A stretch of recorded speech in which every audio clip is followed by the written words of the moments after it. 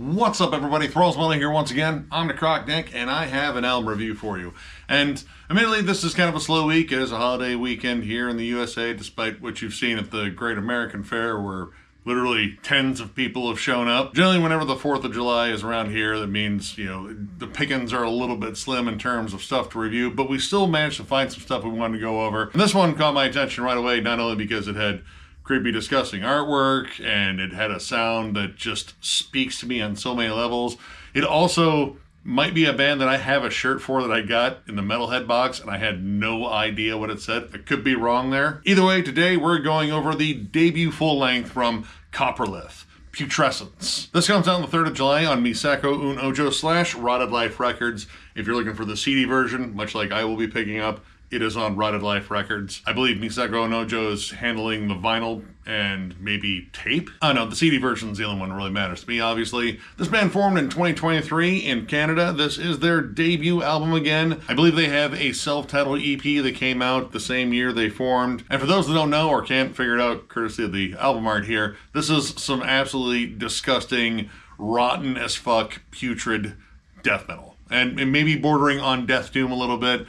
If you're a big fan of like Finnish death metal, especially like in the early 90s, I have a feeling you're probably going to dig the shit out of this. This album is absolutely disgusting. Right from the rip of the opening track, Sentence to the Grave, I'm immediately reminded of bands like Mortiferum, Disma, Cerebral Rot, Ossuary, and definitely a lot of incantation, especially like the last three tracks. The last three tracks in particular feel like a love letter, which obviously was probably written in blood and covered in slime, to Onward to Golgotha. For this style of death metal, I would say the production is just about perfect. It sounds swampy. It sounds damp. Like, this album sounds so gross and so putrid. I feel like if you played it next to a gallon of milk, that gallon of milk would fucking curdle in a couple of minutes. If you fucking played this in your house, you would probably get mildew everywhere. This is fiercely old school, and definitely for bands that want a more disgusting,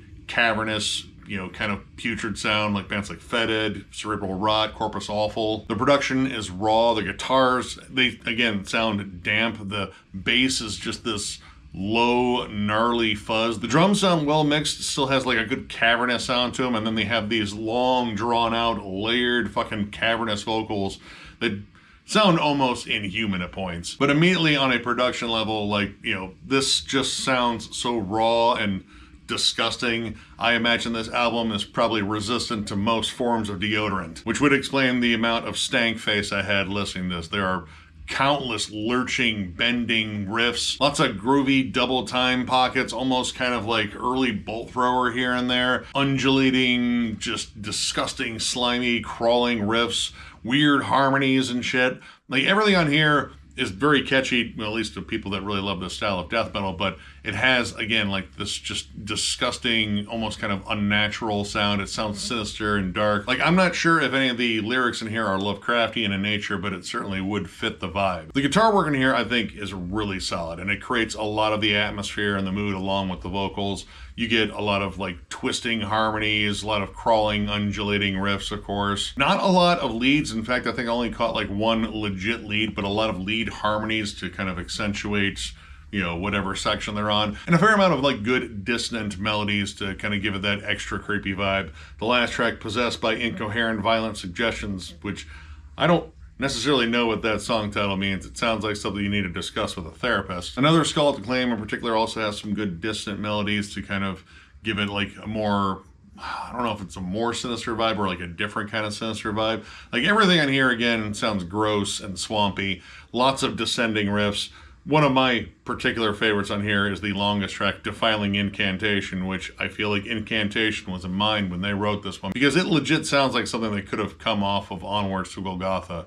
The riffs are catchy, but again, there's a lot of like dissonance and weird crawling melodies. But I love how all the crawls are like frequently descending. You get those more apocalyptic tremolos that also are descending. It legit feels like the song is dragging you slowly into the swamp where that song emerged from. But there's a lot of cool dynamics going on in here for something that is rooted in a lot of like very familiar bands. This band kind of like wavers on that precarious ledge of being either death metal, cavernous death metal, or death doom, It could be all three. There's a lot of death doom moments on here where songs will slow down to an absolute crawl. You get these single gnarly chords. You get more of these droning monotonous riffs. The pace slows down drastically. The title track in particular has a transition in it where it does like that classic autopsy kind of like slip into a death doom breakdown where it can almost just stop on a dime and then Chris Rifer pukes out something wonderful and we have slowed down to fucking halftime. You pretty much get the same vibe on Birth by Remorseless Flames,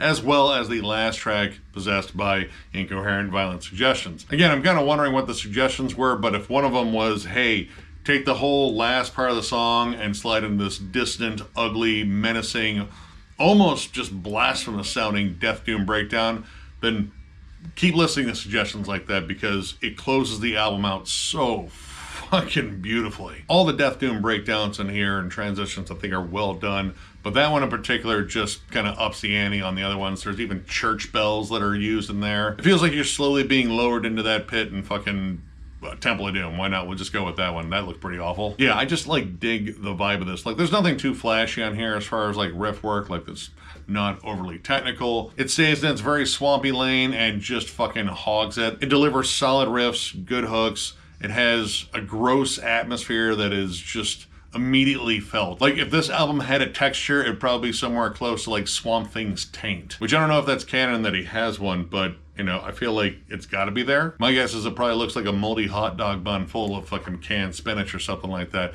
Either way, it's gross, and I think it's comparable to just how gross this fucking album is. Also, nothing overstates its welcome, despite the songs being a little bit on the longer side. This is only 6 tracks and about 34 minutes and change. Nothing really felt like it kind of dragged. In fact, I thought it was really well paced. The only song on here that I thought was maybe a little bit lacking, at least in comparison to the other ones, was the shortest track in here, Another Skull to Claim, which it's just solid old school death metal, but I feel like it kind of sticks to one gear a little bit too much. Like there's a really nice breakdown in there where it does get very distant and very fucking cold and ugly, but I feel like that breakdown might have fit in another track that had like a little bit more of like a, you know, gloomier presence. This one was, you know, a little bit more, you know, up-tempo and groovy. Like it didn't have like that big death doom quality like a lot of these songs do. And it isn't all just like, you know, slow and fucking groovy. Like there's good pockets of blast beats on here. Birth by Remorseless Flames up until you get to the big fucking death doom breakdown around the bridge is pretty fucking fast. Like it's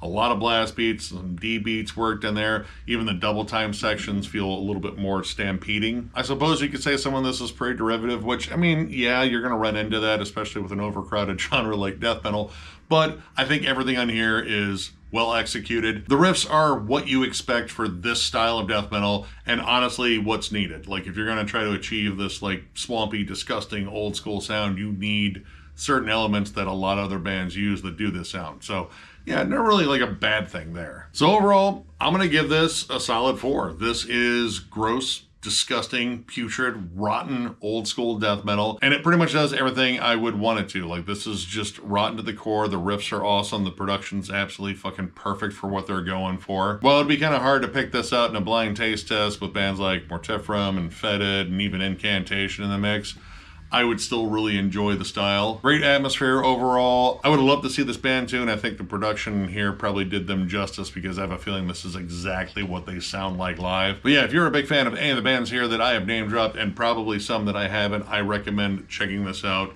It's fucking nasty. So if you enjoyed this review, give it a thumbs up, and if you're new to the channel, subscribe, because we do stuff like this all the time.